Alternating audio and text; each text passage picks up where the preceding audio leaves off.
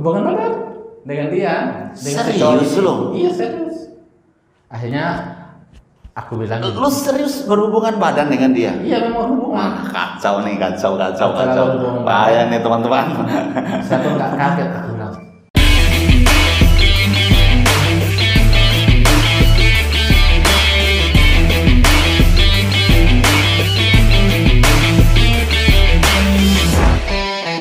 Sultan Rote. Teman-teman, hari ini gua kedatangan seseorang yang luar biasa. Dia dari masa lalu yang begitu hancur, masa lalu yang begitu kelam, masa lalu yang begitu berantakan, tetapi dia mau bangkit dan dia mau buktikan kepada lo dan gua bahwa dia bisa. Dan gue sempat dengar sedikit cerita dia, begitu inspirasi banget buat gue, sehingga gue ngundang dia dan dia bersedia untuk mau berbagi cerita dengan lo dan gue. Orangnya sudah ada di depan gue. Halo Ramli. Ya halo juga. Apa kabar Ramli? Luar biasa. Luar biasa. Maskernya kayaknya dibuka aja ya. Iya. Kita semua sehat kok. Terima kasih ya Ram. Iya. Mau kesini untuk berbagi cerita dengan gua dan teman-teman yang lain. Iya begitu. Satu kehormatan buat gua Ramli. Iya. Ram, gua pengen lebih tahu lebih dalam cerita lu seperti apa, kok lu bisa begitu tadinya di atas tiba-tiba jatuh begitu hancur. Mohon maaf, lu dari keluarga, latar belakang keluarga yang seperti apa? Keluarga saya itu seperti broken home ya. Dikatakan broken home begini, nampaknya pekerjaan untuk saya kan pertama petani, noreh karet, bikin sawah, bikin ladang. Setelah mereka berbuka usaha, ada yang toko juga. Itu Toko apa itu? Toko apa? Sembako. Oh, sembako. Setelah mereka udah buka usaha, tapi kan mereka kan berumah pribadi masing-masing.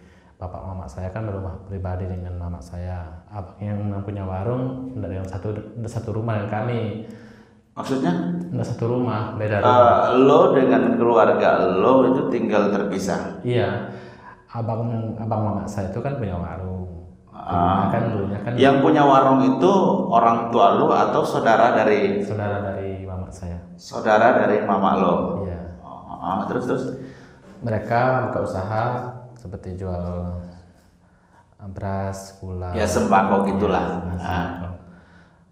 Memang pekerjaan orang tua saya itu bikin sawah ya 1 hektar, tapi setelah dapat 1 hektar sekitar dapat penghasilan padi itu ada yang dapat sampai 10 karung gitu dalam 1 tahun itu. 1 hektar cuma 10 karung? Iya, karena itu kan dibuang lagi itunya ampasnya itu. Tahu kan? 10 karung? Iya, 10 karung yang besar. Dikit banget itu loh. Iya, itu pun lumayan itu. Lumayan. Iya.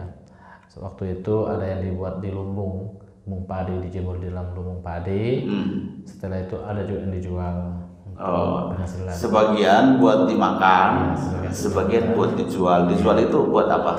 Untuk apa itu? Untuk kebutuhan sehari-hari atau untuk kebutuhan apa? Ada yang untuk biaya sekolah. Abang saya kan sekolah. Mohon maaf. Lu berapa bersaudara? 7. Lu anak keberapa? Saya ketiga. Anak ketiga. 2 di atas. 2 masih atas, ada saya 4 lagi di bawah ya. 4 di bawah ya. Sorry.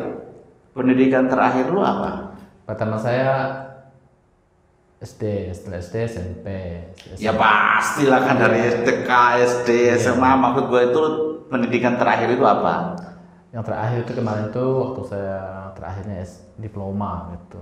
Diploma jurusan? Diploma BTH, diploma teologi. Oh, teologi ya. D3. Pendeta apa guru agama? Penginjil. Oh, penginjil. Pengelis.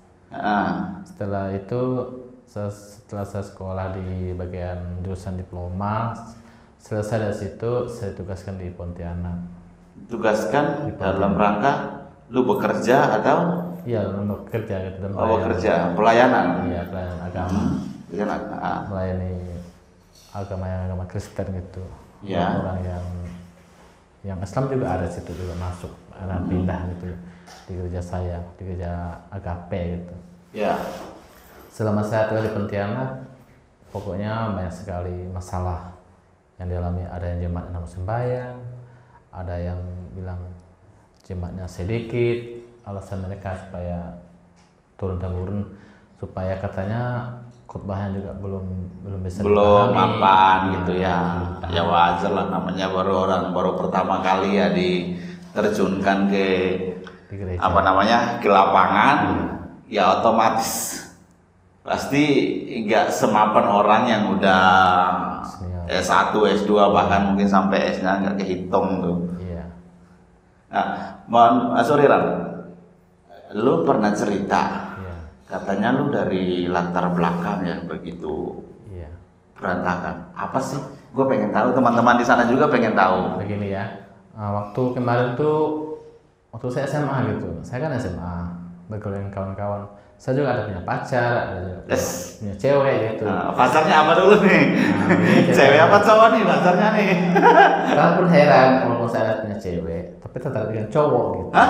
Tertarik dengan cowok, tapi kenapa? Saya juga kebingungan juga. Sorry. Lu suka dengan cewek? Cewek saya juga ada. Oh, lu punya pacar? Iya, pacar saya cewek. Tapi lu lebih tertarik dengan cowok? Nah, begini, apanya kan saya kan pacaran. Serius? Iya, saya kan pacaran sama pacar saya. Kok jadi merinding gua yo? Tiba-tiba yang cowok ini kan lagi megang gitu, kita kan nggak tahu. Kaget saya. Sorry, gua potong. Pegang apa dulu nih?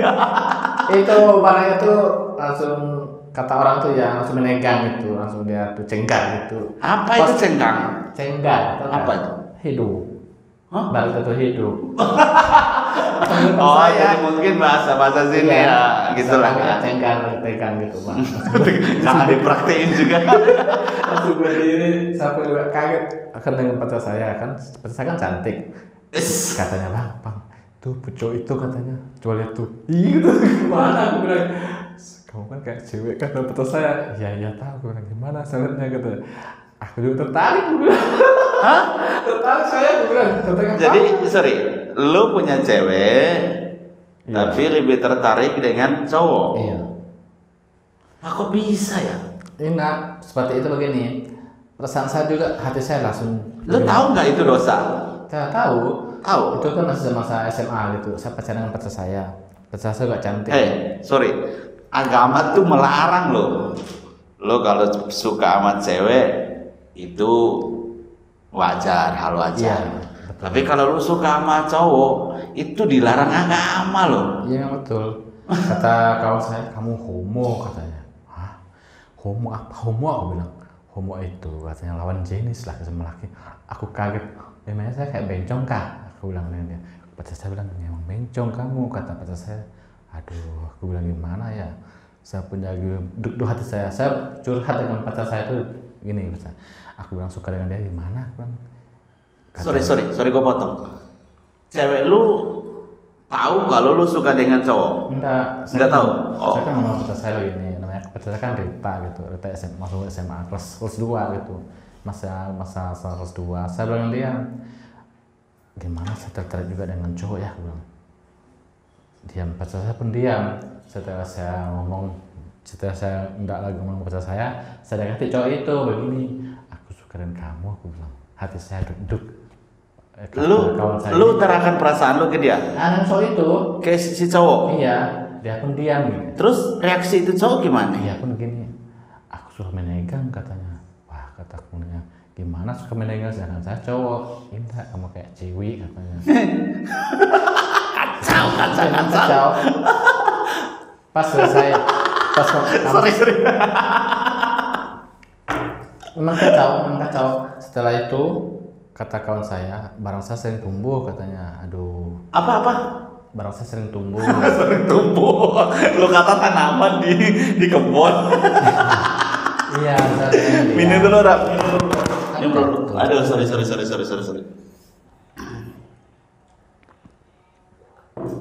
Pokoknya Terus? masalah itu jadi penyakit lah gitu. Ya penyakit lah. Iya, setelah saya Cowok sama cowok. saya pun heran juga tertariknya begini, hati saya langsung duk gitu, Bang. Iya gitu. Itu ya. Sedangkan kita ini kan Tembus gak itu hati lu keluar? seorang laki-laki aku bilang, kok tertarik? Saya pun juga heran gitu. Jangan kan lu, gua aja heran. terus. Pas setelah itu Seru nih kayaknya. Nah, pas setelah itu kan pas waktu kelas 2 sampai kelas 3 pas kami ujian terakhirnya gitu, aku bilang kawan saya ini begini, kita mandi sama-sama di kolam yuk. Aku bilang, boleh katanya. Pas saya juga ikut, ketahuan saya lihat burunya ya katanya. Jangan aku bilang kita laki. Enggak, katanya kamu kan tertarik dengan saya katanya. Oh iya betul, dia buka kan. Aduh, bilang besar kan. Terus saya bilang, Apanya yang besar? Perutnya? Apa kepalanya? burung. Kacau. Dia bilang, aku takut dia, aku bilang, kesel kan lagi gimana caranya, aku bilang. Diam katanya, pas saya datang, ngapa bang katanya. Enggak, kami nanti sama-sama, aku bilang. Padahal nutupi semua itu. Oh, lu berusaha untuk nutupi. Iya, coba pacar saya nggak tahu. Supaya lu, jadi selama lu berhubungan dengan si cowok itu, Mau lihat barangnya dulu, aku bilang kalau gitu, lihat barangnya, kan sama-sama mandi. lu ngapain lihat? Katanya kan suka tegang katanya. Setelah itu Kacau nih. Sorry ya. Aduh. Ini termasuknya bukan rahasia saya gitu. Setelah Enggak, itu, setiap orang itu punya masa lalu. iya, Setiap orang itu punya latar belakang. Tetapi setiap orang pun bisa berubah untuk jadi jauh lebih baik. iya. Itu loh. Sorry, gue potong. Selama lu dengan itu cowok sempat berhubungan nggak? Apa cuman sebatas suka aja gitu tapi nggak sampai berhubungan? Terjadi juga seperti itu. Terjadi. Pas waktu itu begini, pas saya kan lagi misi dia di ruangan waktu saya SMA kan ujian nasional gitu, ujian terakhir gitu. Sorry, terjadi apa dulu nih? Hubungan badan dengan dia. Dengan si cowok Serius ini. lu? Iya serius. Akhirnya aku bilang gitu. Lu serius berhubungan badan dengan dia? Iya memang hubungan. Kacau nih, kacau. hubungan Bahaya badan. nih teman-teman. Saya pun nggak kaget. Aku bilang, kok ini nggak manis? Aku bilang kena pejakan. Lah emang lu kata coklat harus manis? Kalau pejakan kan manis. Hah? Kalau pejakan kan manis. Ya kan cewek beda lah. Ya cowok beda lah. Enggak airnya. Hah? Karena aku kan tanya gini, kamu perjaka enggak mau kasih tahu dia. Katanya enggak perjaka kah, katanya. Kalau perjaka katanya manis, katanya. Apanya yang manis? Air manis itu. Kacau. Iya, dia ngomong saya gini. Jangan ditelannya katanya. Memang boleh ditelan katanya. Kalau udah masuk mulut mau ditelan aja. Aku bilang enggak boleh gitu, aku bilang. Curang gitu. Memang keluar katanya. Aduh katanya dia bilang gitu. Bahaya nih teman-teman, nggak usah ditiru. Bahaya. Oke, jadi lu berhubungan dengan si cowok itu berapa lama? Hanya sebentar aja. Sebentar, ya pas lagi sebulan, 2 bulan, apa setahun? Pas hanya 2 hari 3 hari aja. Aku pun bilang dia itu dosa besar, aku bilang. Iyalah dosa lah. Jangankan cowok sama cowok, cewek dengan cowok yang belum bersatu dalam pernikahan, hubungan badan itu dosa. Iya. Apalagi cowok sama cowok. Apa kata dunia? Oke, terus Setelah kami hubungan badan selesai lah gitu. Tiba-tiba kawan saya bilang ini, aku capek katanya. Capek apanya? Aku bilang, saya kan nggak lama. Aku bilang, lo ujungnya capek lah keluar airnya. Oh gitu. Aku bilang, sorry ya, aku nggak tahu. Aku bilang masalah cinta gitu. Setelah itu dia ngomong sama saya, jangan kasih tahu orang ya katanya. Ini suatu rasa kita berdua katanya. Ya udahlah, tapi cukup 1 kali aja. Ya udah sampai sekarang 1 kali aja. Pas ketemu gimana waktu kuliah, berangkat kuliah Singkawangan. Mau kemana bang katanya? Aku mau kuliah Singkawang. Jangan cari ya katanya. cari apa? Mungkin dia tuh. Jadi si cowok ini yang bilang ke kamu, iya. jangan cari lagi. Iya maksudnya gitu. Jadi waktu lu dengan si cowok itu, mohon maaf, berhubungan itu, lu jadi ceweknya apa dia yang jadi cewek? Saya jadi cewek dia. Lu jadi cewek dia? Iya, karena saya kan hubungan badan dengan dia. Sampai dia bilang gini, kalau kamu cari lagi katanya, kamu kawin. Aku bilang jangan Jangan kawin dulu, nikah dulu baru kawin. Enggak, aku suruh dia kan bahwa kalian kawin tuh harus punya bini. Iya, nikah dulu baru kawin. Aku bilang dia dosa besar, aku bilang. Tapi katanya nyaman, ya dosa Terus besar. nyaman cowok. Oke, sorry, gue potong. Iya, Itu keluarga lu tahu nggak enggak tahu. sampai hari ini? Sekarang terbuka waktu saya mau berangkat ke Jakarta ini. Terbuka, saya punya suami di Pontianak. Kepala Bang Kalbar. Lu punya suami? Iya, terbuka di kawan saya waktu saya kuliah. Iya, terbuka katanya adik kamu itu ada suami di Pontianak katanya. Terbongkar di keluarga saya. Adek lo punya suami? Saya. Lu yang punya suami? Lu Iya. kan laki, kok bisa lu punya suami? Gimana ceritanya? Begini, saya kan waktu itu kan pacaran dengan orang Pontianak, saya tanya. Pacaran dengan orang Cewek. Pontianak itu cewek. Mau jadi, tiba-tiba nggak jadi. Mau jadi hampir menikah, Iya. tapi nggak jadi. Nggak jadi. Alasannya? Karena itu bos itu suka dengan saya, dia sukanya maunya katanya tuh dipijit-pijit. Setelah Jadi pijit kan biasa lah, mungkin karyawan sama bos ya biasa lah, sakit badan kali. Tapi itu kan apa lebih? pijitannya itu kan gini, dia kan segala buka celana lah gitu. Itu ya buat kita yang buat kita Kacau. Aduh, bahaya nih. Minum dulu, bro. Oke, jadi pokoknya singkat cerita, lu sempat berhubungan sesama lelaki gitu. yang dengan pelabang itu nggak terjadi. Sering terjadi? Nggak terjadi. Oh, nggak terjadi. Karena begini, sedangkan kepala bank ini kan bos besar gitu. Saya masuk ke bank, karyawannya banyak datang. Karyawan yang kerja di bank itu. Saya mau ke atas, ada lagi yang datang. Gimana aku udah ketemu orang bos ini? Tiba-tiba saya nelpon begini, cukup di sini aja kita ya, aku bilang. Pokoknya kalau masalah telepon Dalam. telepon apa, tapi tidak terjadi. Memang tidak terjadi dengan kepala bank. Oh, terjadi. Oke. Tapi kalau masalah kebutuhan pribadi dia kan, barang kan tetap hidup lah ya. Tapi kan saya nggak berani itu kan bos besar gitu Pak. Apalagi kan itu kan kepala Bang Kalbar gitu.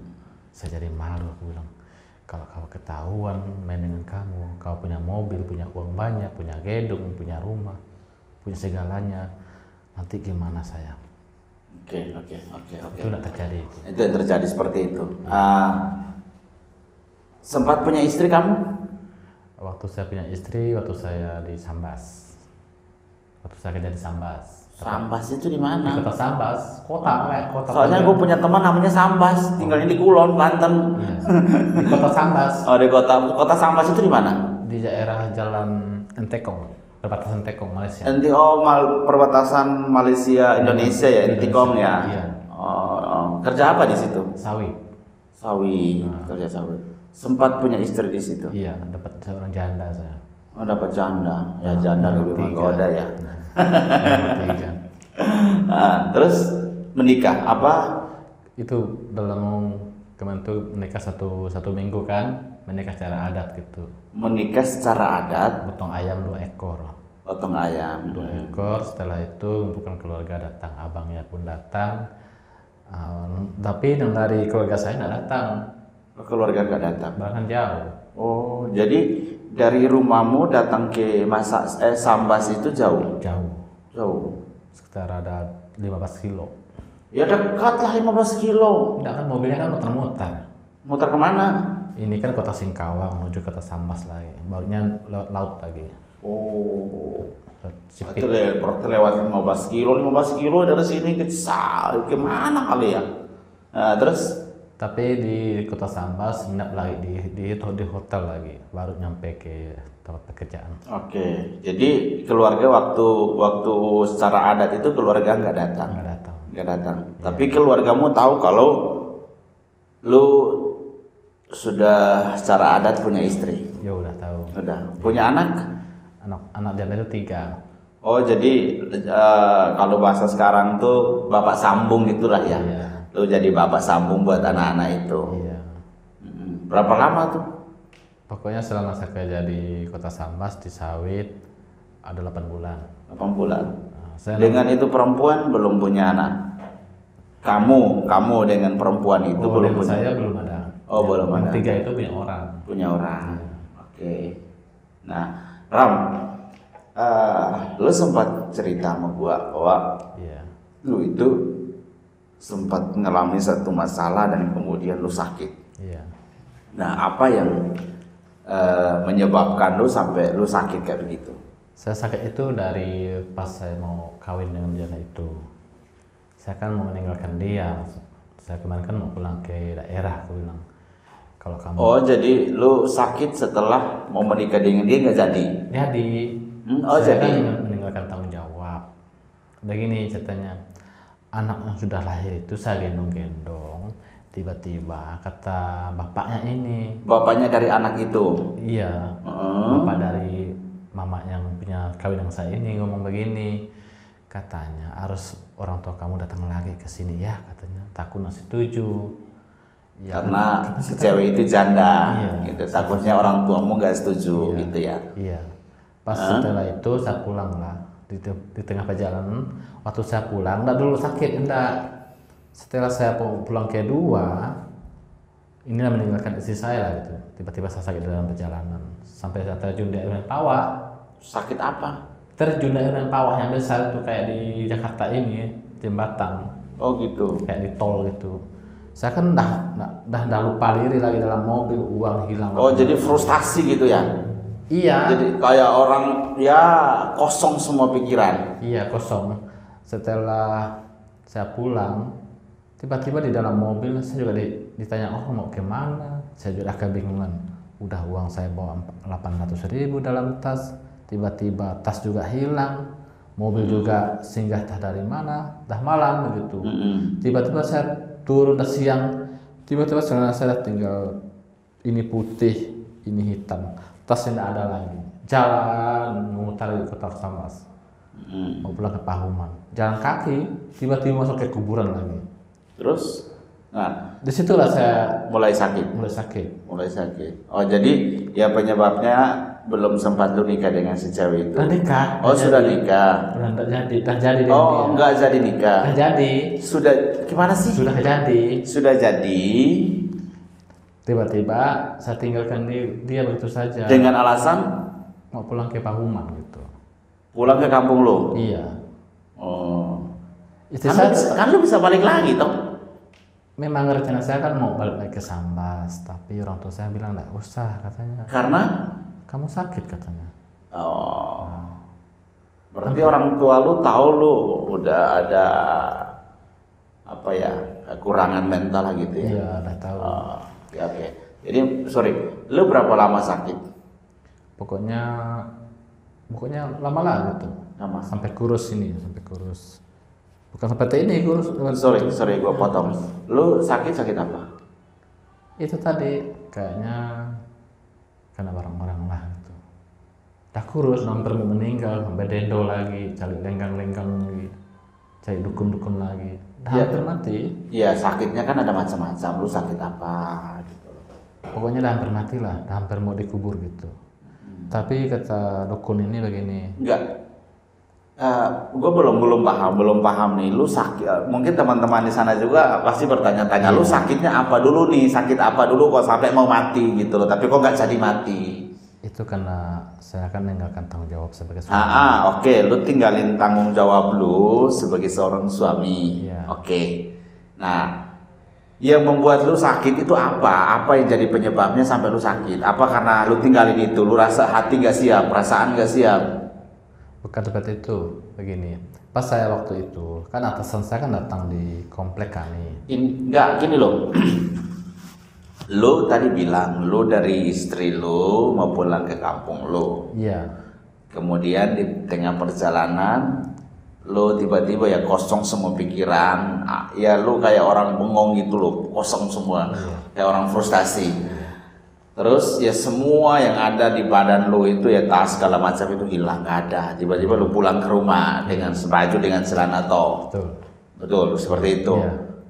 Nah, terus sampai di rumah, apakah lu ada perubahan apa justru makin parah penyakitnya? Waktu saya datang di rumah, tinggal baju celana putih, hitam, Stres kan ada lagi. Tiba-tiba Jadi yang lu sakit itu berarti frustasi apa stres? memang stres itu. Oh, jadi teman-teman, jadi dia itu sakitnya itu dia stres ya. Iya. Stres karena lu belum siap untuk ninggalin istri lu. Iya. Itu. Iya. Lu mau balik lagi keluarga, Saya nggak mau lagi. nggak mengizinkan untuk lu balik. Iya. Sehingga lu pikiran sampai stres. Iya betul. Oke, berapa lama tuh? Pokoknya selama saya di rumah, pokoknya saya sakit sampai Iya, berapa lama? Berapa lama? satu tahun lebih lah gitu. 1 tahun lebih. Sempat berobat? Itulah kata bahasa Dayak itu bedendo, cara adat. Oh, jadi berobat secara alternatif gitu ya? Iya, cara adat kampung gitu. Agungnya ada 7, yang besar 3, yang Apa? yang besar kan 3. Ini kan untuk bedendo itu kan 3 yang besar, yang kecil tuh 6, 9 tuh. Itu yang tukang ngobatin. Iya, kan dipukul dengan dalu gitu, kayak bedendo gendung, tung tung tung tung tung. Oh, saya juga nggak ngerti itu. Iya. Oh, jadi pokoknya intinya itu pengobatan alternatif lah buat lo gitu Iya. ya. Oke. Cara kampung. Apakah ada perubahan? Pas berobat di situ ada perubahan, ada kesembuhan. Mm-mm. Sehingga saya sadar gitu, kata orang tua saya, kamu kenapa orang? Iya betul. Oke. Jadi menurut kepercayaan orang-orang di kampung lo itu lo kena guna-guna. Iya. Oke. Kemudian lu berobat sembuh. Sembuh. Terus lu ngapain lagi? Nah, gua potong dikit. Iya. Lu katanya sempat Iya ngajar. betul. Terus Waktu saya ngajar dulu itu belum sakit. oh itu belum sakit. Belum Oke, sakit. belum sakit. Iya. Nah, kok lu bisa sampai ke Jakarta sini gimana? Waktu saya mau nyampe ke Jakarta begini, saya kan datang dari rumah sakit Bengkayang Singkawang yang ada di Kalimantan Barat. Dan 4 kali masuk rumah sakit, memang depresi gitu, gila.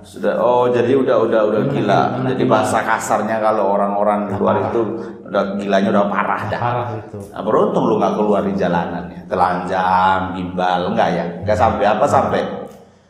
Waktu saya di rumah memang ada. Itu pun udah diikat ini, dirantai. Sempat dipasung. Iya, dipasung keluarga malu katanya. Nah, nanti kayak bodon juga kamu nanti ambil nasi orang. Karena keluarga saya juga gila. Nasi orang diambil, dimakan, sendiri bawa ke kuburan. Oh, jadi lu sering ambil kayak begitu? Bukan. Itu keluarga saya satu yang sakit. Oh, jadi lu punya keluarga juga, saudara juga ada yang sakit? Ada. Memang kebetulan kami orang gila ada. Oh, jadi mungkin itu faktor, mohon maaf, mungkin faktor keturunan atau Iya. gimana kali ya. Jadi lu punya keluarga yang ada yang seperti lu juga, dia sakit. Jadi dulu dari baru dia dulu baru lu sakit ya. Iya. Oke. Keluarga saya itu ada juga yang keluarga bencong gitu. Makanya kayak saya kan kalau orang bilang kayak bencong. Ngonde dong, Iya. hai gitu ya. Aduh, ampun. Keluarga saya. Memang Oke. kami akui, Oke, orang oke. gila juga ada, bencong juga ada.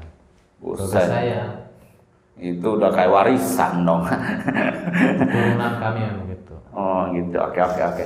Kembali lagi. Lu sampai di Jakarta, itu ceritanya gimana? Begini, pas waktu itu saya mau lagi di rumah kan ngomongin abang saya di depan ngomong begini, kita nonton TV ya kata abang saya. Setelah itu begini, tiba-tiba ngetuk begini, siapa bang? Ada tamu abang katanya.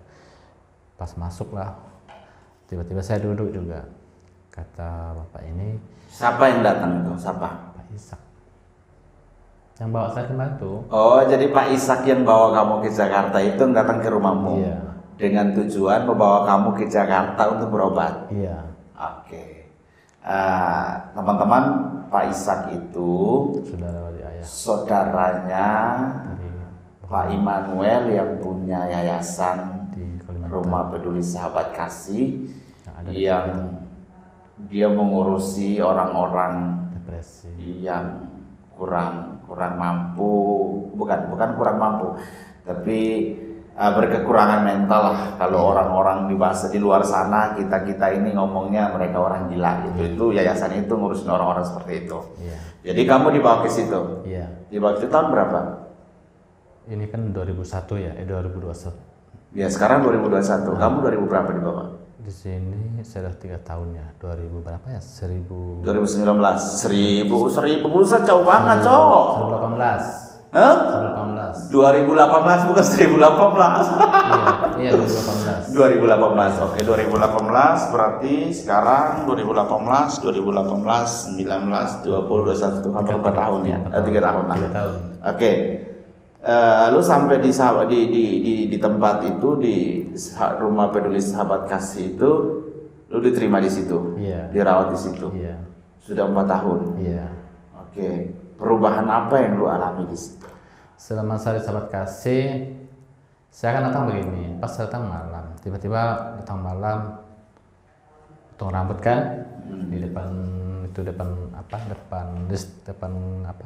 kabel listrik. Setelah dipotong rambut. Depan apa?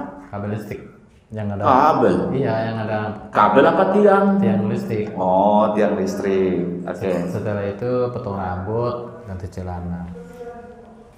Setelah itu ditanya, oh ini rumah sakit ya? Iya. Kata Iya. Pak Ishak, dia ini kita ikat dulu katanya. Kan diikat kan kemarin kan di lantai Pak Ishak kan? Kamu yang lantai kan?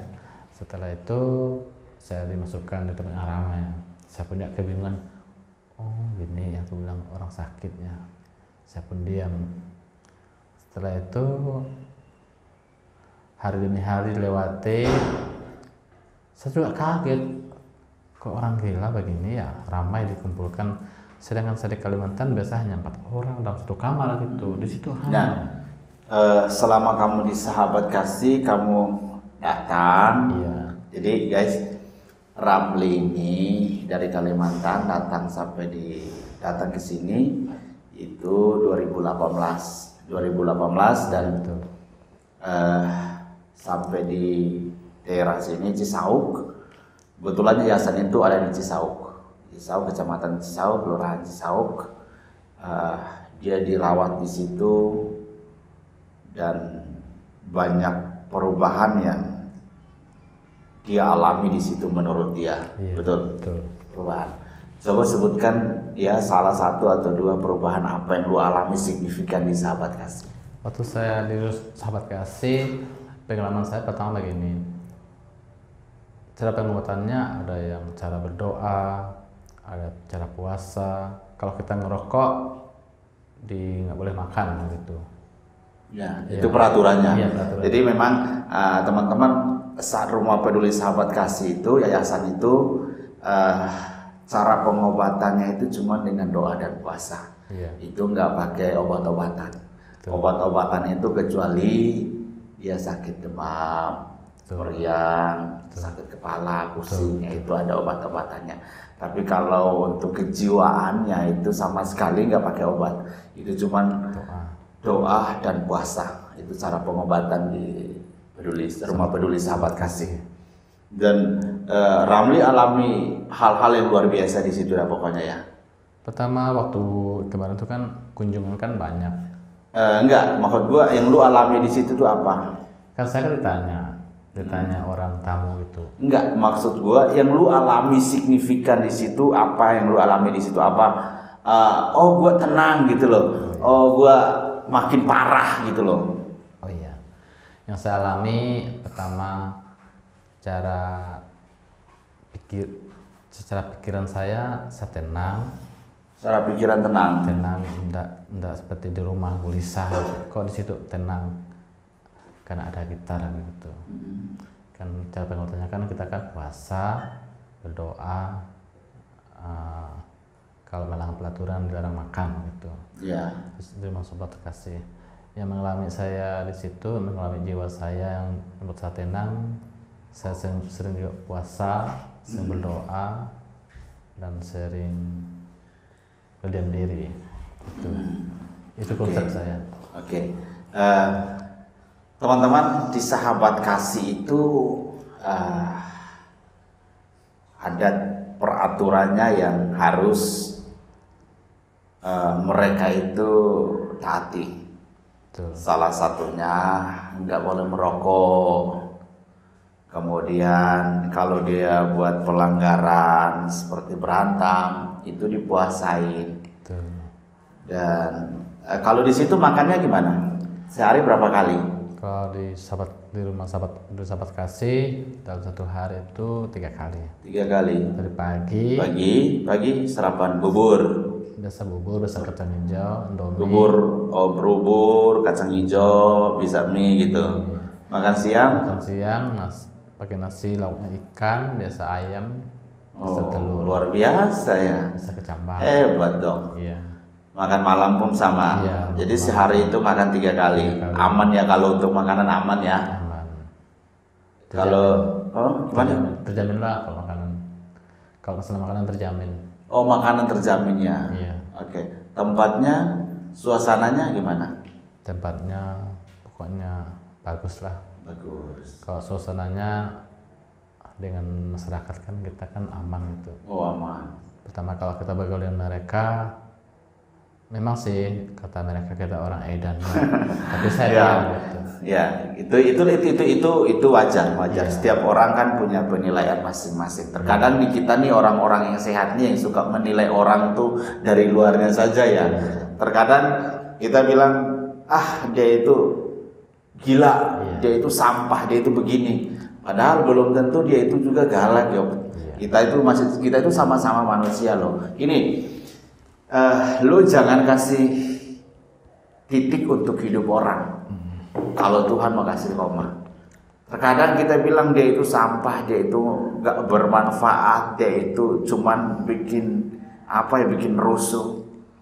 Salah bro, salah. Karena bagi gua setiap orang ada di atas dan setiap orang pasti ada di bawah. Hari ini dia di bawah.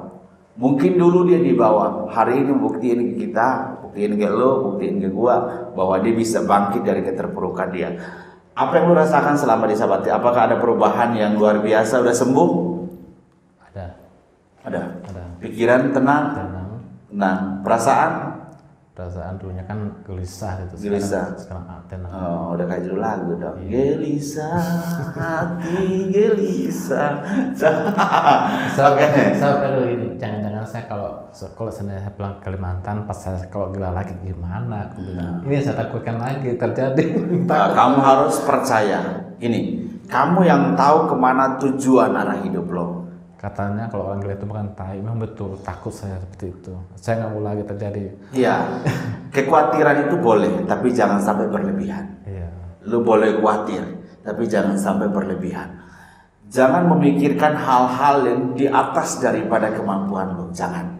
Pikirkan sesuatu yang manis, sesuatu yang bagus, biar lu itu tenang, damai. Apapun kata orang tentang hidup lu, bodoh amat. Bodoh amat. Ya, gimana? Masih kalau dengan sesama laki-laki udah kan? Di situ kan deketin orang pun nggak boleh, apalagi kalau masuk rumah tetangga, lama-lama nggak boleh. Enggak, lu kan tadi bilang dari awal itu lu kan bilang sesama suka sesama laki. Sekarang udah berubah apa masih? Tapi kalau enggak, sekarang udah berubah apa masih? udah berubah sekarang. Oh ya, harus berubah dong. Lu itu laki. Lu harus ya dengan perempuan, jangan dengan laki-laki, dosa. Itu agama melarang itu loh. Itu dosa, bahwa kalau laki-laki dengan perempuan itu wajar kalau sudah menikah. Tapi kalau laki-laki dengan laki-laki itu dilarang, nggak boleh. Jadi itu udah kamu lupakan ya. Udah lupakan itu. Ya, kamu harus bangkit, tinggalkan masa lalu lu. Masa lalu itu jadiin sejarah. Hari ini lu jadiin goresan, hari esok lu jadiin komitmen untuk lu melangkah ke depan. Lu percaya bahwa Tuhan itu punya banyak cara untuk menolong kita. Kalau lu mau untuk berubah, meninggalkan masa lalu lu, Tuhan pasti akan berbuat sesuatu yang luar biasa untuk hidup lu. Tapi gini kali, kalau sendiri kita teringat tuh gimana ya cara menghadapinya? Apa? Kalau kita teringat begitu. Teringat. Ya berusaha untuk lu pikirkan hal-hal yang bagus, jangan pikirkan hal-hal yang buruk. Isi pikiran lu itu dengan pikiran yang bagus, pikiran yang sehat, pikiran yang damai, pikiran yang manis-manis. Jangan lu isi dengan pikiran-pikiran kayak begitu. Lu nggak akan pernah berubah kalau lu masih membiarkan masa lalu itu selalu menghantui lu. Gitu loh. Lu mau berubah nggak? Lu mau punya istri nggak? Iya. Harus mau dong. Lu mau punya masa depan yang baik nggak? Iya. Iya, harus berubah. Tinggalin masa lalu lu, tinggalin semua masa lalu lu, tinggalin.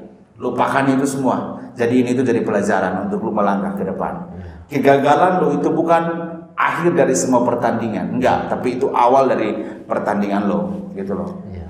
Ya.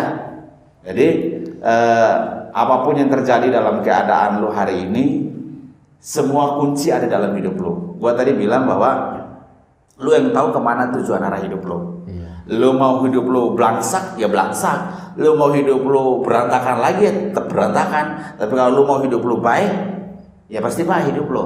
Iya. Ibarat lu bawa motor nih, gua kasih lu motor, Ramli, ini motor buat lu. Iya. Lu yang nyetirin sendiri itu motor. Kalau lu mau jaga baik-baik, ya motor itu pasti nggak masuk jurang, benar nggak? Tapi kalau lu mau masukin ke jurang, ya ada di lu sendiri. Iya, betul. Nangkap nggak maksud saya? Nangkap. Nah, sebaliknya dengan kehidupan lu mau biarin hidup lu hancur, ya ada di diri lu sendiri. Lu mau hidup lu baik, ya ada di diri lu sendiri juga. Oke? Jadi apapun keadaannya, udah tinggalkan itu semua. Pesan gua ya, saran gua ya tinggalin itu semua. Kalau lu mau berubah, kehidupan baru lu akan dimulai pada saat lu mau berani keluar dari zona nyaman lu. Itu zona nyaman lu itu yang ya itu pikirin hal-hal yang masih yang zaman apa ya, zaman bahila kali yang terjadi, suka sama laki-laki gitu loh. Ya. Oke. Ram, penutup nih. Kesan selama lu di Sahabat Kasih itu apa? Kalau pesan saya di rumah Pedro Sahabat Kasih, kesan saya bisa mengubah hidup saya supaya hidup saya lebih baik lagi. Itu aja. Ya, luar biasa. Pesan lu buat orang-orang di luar sana apa? Mungkin gini loh, ada orang-orang yang mungkin melihat lu, dia itu orang gila, gue geli, gue takut, gue jijik dekat lu. Pesan lu buat mereka apa? Begini, pesan dari yang saya bergaul dengan mereka,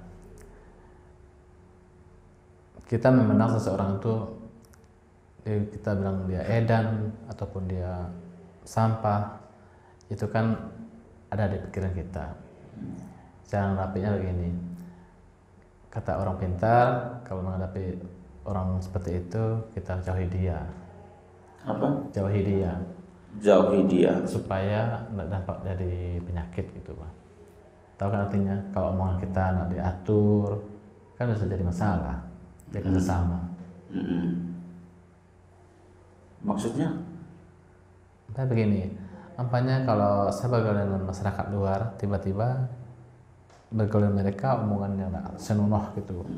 Nah, itu saya takutkan juga di luar sana. Iya, itu makanya tadi gue bilang, pesan lu buat mereka itu apa?